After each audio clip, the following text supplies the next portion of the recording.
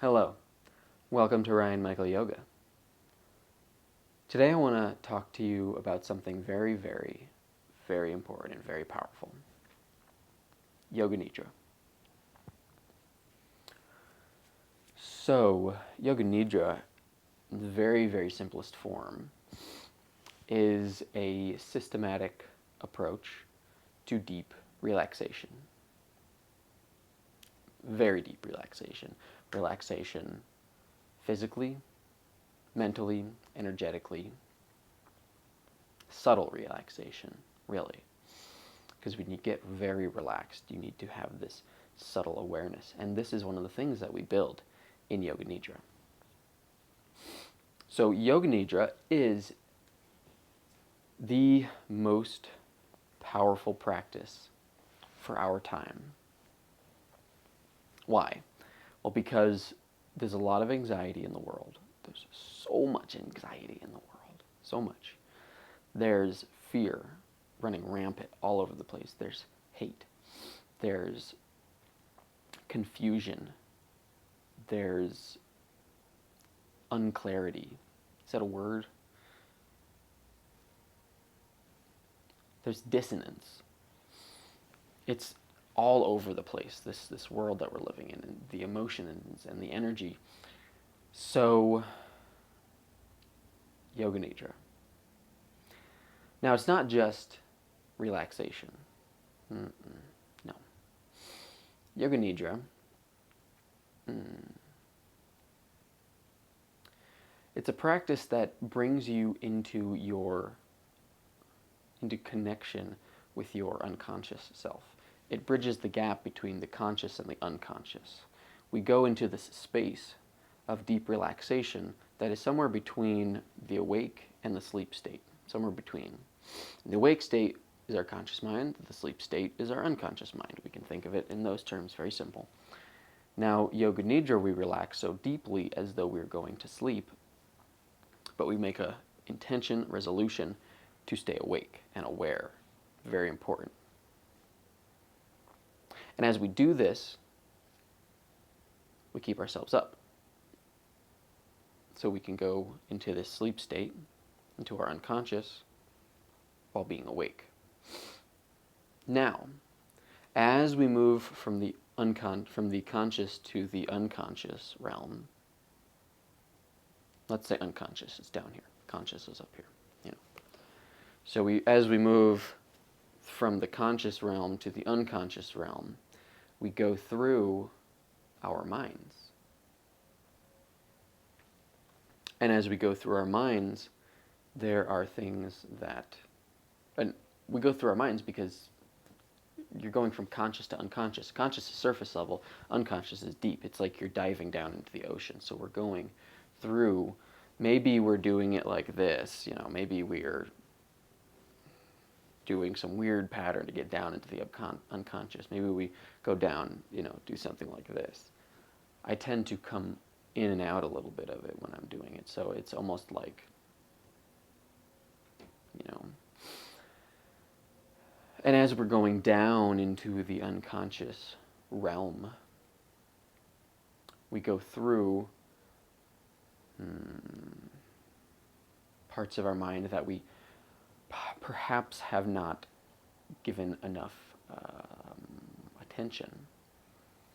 So, in this manner, we can uncover, we can dig up this stuff within us that should be seen, exposed.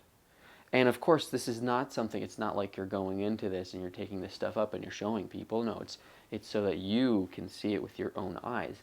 And this is why you need to remain aware and awake during it.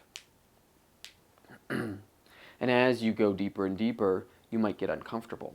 And as you get uncomfortable, this is where stillness is so important, because you become absolutely still in your relaxation.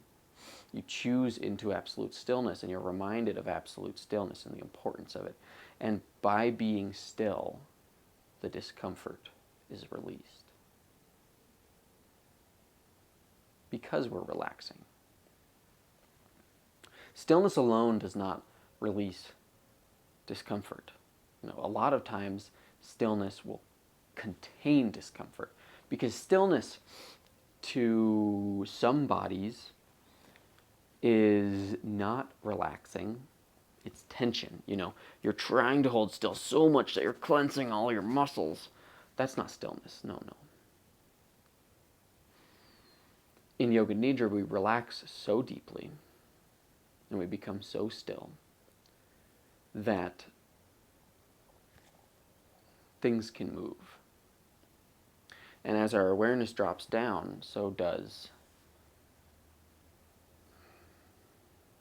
our energetic focus. And it's the energetic focus that sees into areas and releases things. This is sort of what goes on in asana practice. We stretch, we open our muscles. By opening our muscles and feeling that stretch, we bring our energetic focus, our attention, our awareness to said muscle.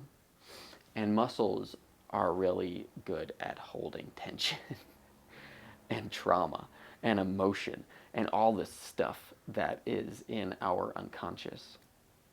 So when we relax, the muscles relax, and blood can flow moving through the muscles and pulling out all the gunk that's being built up,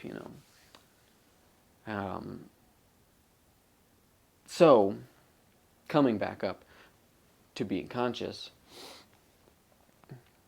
there's another thing that, we got to go back down to being unconscious. Being conscious in the unconscious. There's another benefit that actually comes from certain Yoga Nidra practice. There is the opportunity in some of them to plant a seed in your unconscious. Well, I guess it's down here. This seed is whatever you want to create in the world. So something you want to manifest. My seed currently is to just have a beautiful girlfriend. I've been single for so long, and I'm ready to expand, evolve, grow with another person. So this is the seed that I'm planting within myself in Yoga Nidra. So, how do you manifest? You manifest, and this is why Yoga Nidra is so powerful with it. You manifest by taking your intention, taking your seed, holding it, and then going into a space of relaxed, absolute trust, no doubt, stillness, and silence. Because it's in that stillness and silence that we can manifest things. We take our seed and when we scatter it into the wind of the silence. But it's the silence within ourselves, so we're really planting that seed down within ourselves.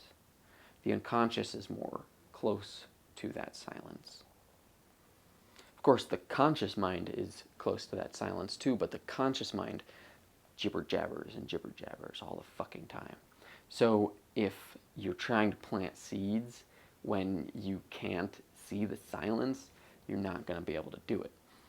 So we go into this state of utter relaxation where the silence is more prominent, and we plant a seed in our mind, way down, close to that silence.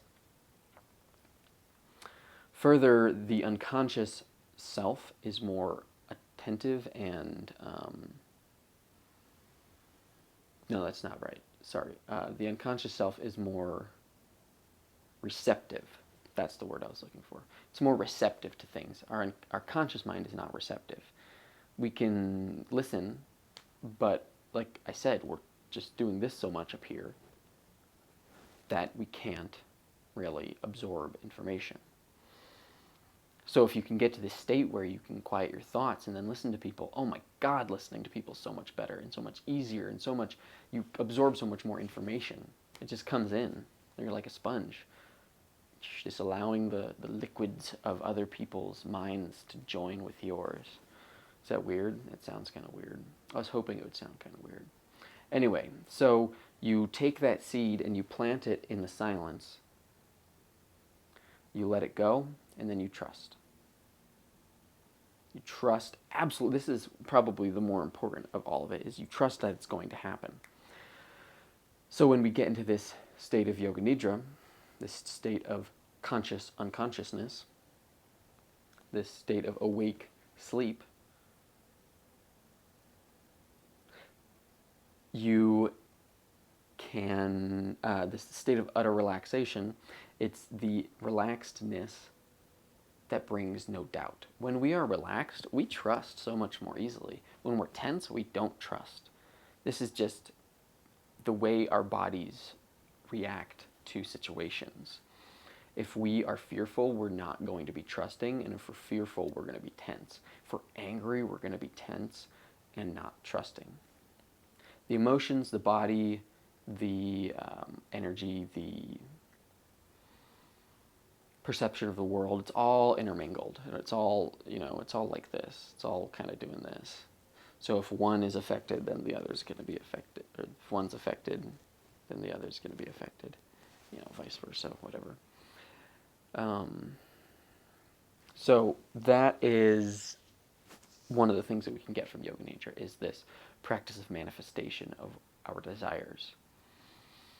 Now, I'd like to be very, very clear on this. Be careful what you wish for. This is very powerful. So if you're doing a Yoga Nidra practice that has sankalpa, or a intention setting or a manifestation practice within it, be careful what you wish for.